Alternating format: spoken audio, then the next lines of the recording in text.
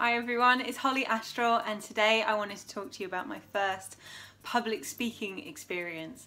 So this is something that's completely new to me. I've never done it before. I mean, obviously I'm used to talking to you guys on YouTube, but I do that alone in my house and no one's watching. And before I start, I wanted to say hi to any new subscribers that I've got. I plan to do a giveaway thing when I got to 10,000 subscribers, and then seemingly overnight I got another 5,000, which is crazy. So thanks everyone for watching my videos. It's nice to know that you enjoy them. So when I get to 20,000 I'm going to do a giveaway. Partly I'm putting it off because I haven't figured out what the giveaway is going to be yet, because the obvious thing would be that I would give away tattoo time. But I don't know if I want to do that because it means not everyone can get involved. That kind of only really works for people in England or people that can, you know, easily get to me. So I think I might give away a painting or a print or something. So I was contacted by the organisers of Tattoo Jam. If you're not familiar with Tattoo Jam, it's a British tattoo convention which is held up in Doncaster, which is up in like the north of England. And the organisers contacted me and asked me if I'd like to do a talk about veganism and tattooing, tattoo culture, how the two things fit together.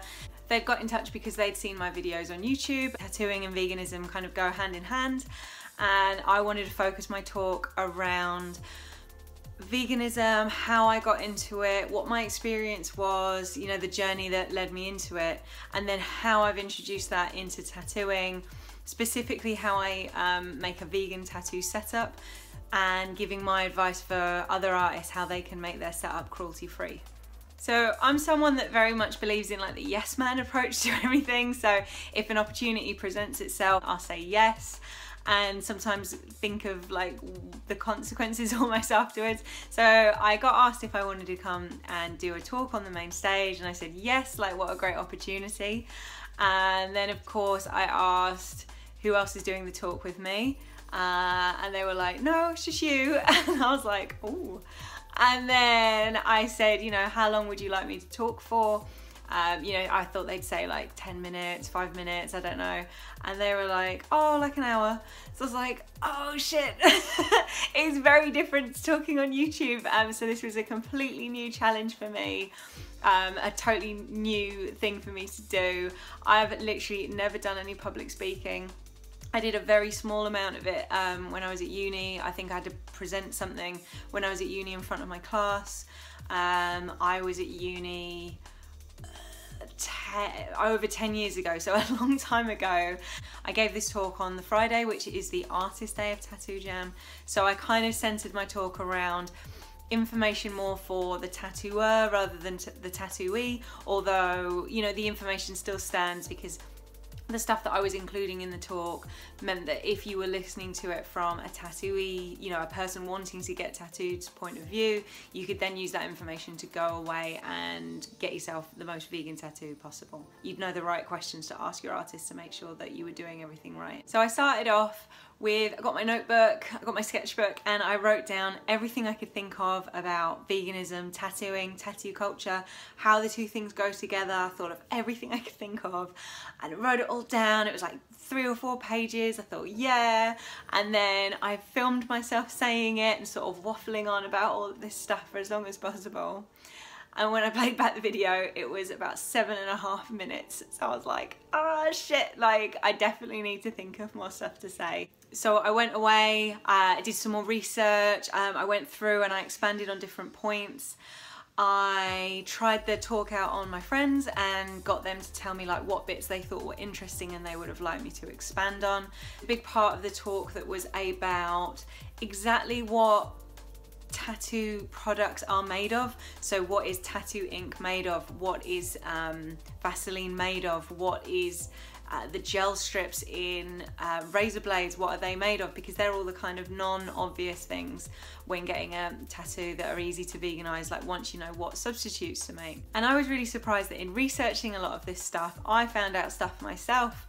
I'm sure I've said it in other videos, I haven't been vegan that long. At this point I've been vegan for about 1.5 years, so I'm still finding out new stuff all the time. and some of it was an eye-opener, some of it was stuff that I knew wasn't vegan, but I didn't know specifically the reason why, so that was really interesting for me to find out. There was other things where I hadn't realised that they weren't vegan. It was an eye-opening experience for me too. I wanted to go into it as in-depth as I could, so that I could give people as much information as possible. And I punctuated the talk with kind of, this is me researching it, but I encourage you to go out and do your own research. Don't just take my word for it. And when I was preparing my talk, I got in touch with a couple of other vegan tattooers, one of which is Strum, who has a channel here on YouTube. He gave me some advice, and I'm going to post a link to his channel down below. So yeah, thanks Anrice for helping me put my talk together. It was really helpful. So I expanded on my talk, got it all written down.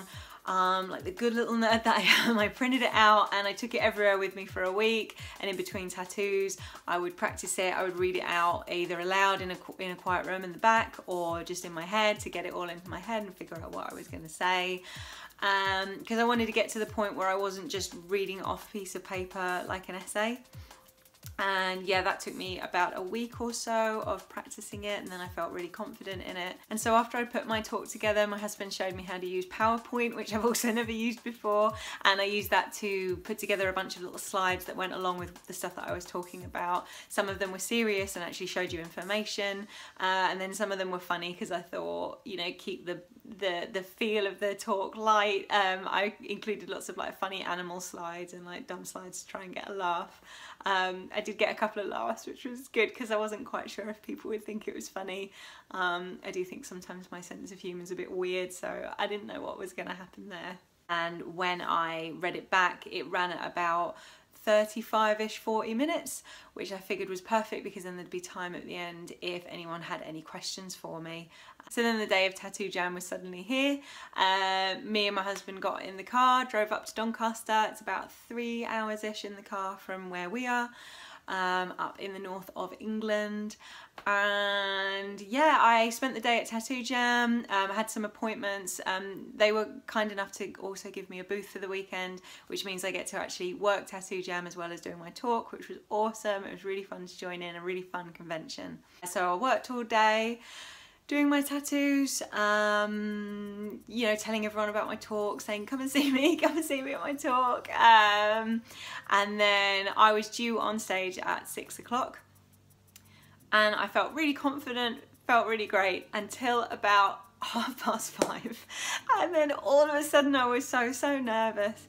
You know, when you've got that feeling in your chest and like my stomach was like going round and round, and it's just weird, isn't it? Because I knew what I was doing, I knew what I was gonna say. I'm not really too much of a sort of shy person, like I'm relatively confident.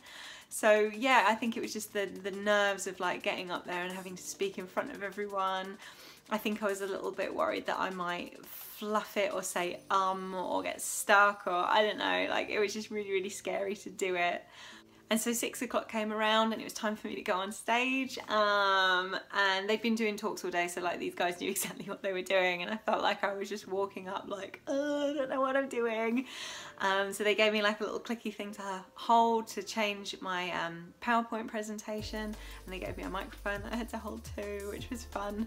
And I figured that once I got on stage, you know, and started talking, because I was so familiar with what I was going to say, I figured all the nerves would melt away and I would be fine. But it didn't work out like that. I got up on stage, said hello to everyone, you know, thanked Tattoo Jam for having me there, and my legs were shaking. It was so scary, and that feeling didn't go away for the whole show. The whole time I was up there, my legs were really wobbly. Luckily, I was wearing like a long black dress, so you couldn't really see them wobbling away. But yeah, it was really scary. And then after I came off the stage at the end, I felt like I'd just come off a roller coaster, and I think I felt like that for like half an hour. Like I felt really jazzed up. Yeah, it was a really strange, surreal, fun, exhilarating experience. I really enjoyed it. I would definitely do it again, because it was really scary, but I figure I don't mind being a bit scared and you know, being a bit stressed out and stuff, because it's all good to get the you know, the good word of veganism out there, and you know, spread information. I ended up with people, you know, Instagramming me, DMing me, coming up to me at the convention to ask me more about it, and even people saying that some of the stuff I had said had made them think more about becoming vegan, and the fact that I was making it sound not scary. There was a big part of my talk where I was kind of saying, it's not my intention here to make you go vegan, but I'm just going to kind of give you the information that I had and where I got it from, and kind of I think anyone logical will make the same decision that I did. And yeah, so it was really cool to hear other people saying that it was helping them maybe make that next step towards taking it on as a lifestyle, and changing their tattoo setup to make their setup more compassionate, which is awesome. I do have a little bit of footage of me talking, which I'm going to play at the end. I don't have footage of the whole thing. I think I might take it all, repackage it and turn it into a YouTube video that would be interesting to you guys, because yeah, in the form that it is now, I don't know if how it would work as a YouTube video. I wouldn't know how to do the slides. I can't really work it out, but yeah, so if that would be interesting, let me know in the comments. If there's anything you'd specifically like me to include or anything to talk about, leave me a comment. If you were there and you saw my talk, leave me a comment, that would be cool. And I think that's it from me. So thanks for watching this video. Yeah, if you liked it, subscribe. Nice to have all the new subscribers on here. That's awesome. Thanks for watching my video, and I will see you next time. Bye. And so after watching this episode, I went online and I did a bit more research for myself to try and debunk the stuff that she'd said, and I couldn't find any evidence against it. In fact, I was horrified with what I found, and I stopped drinking milk straight away.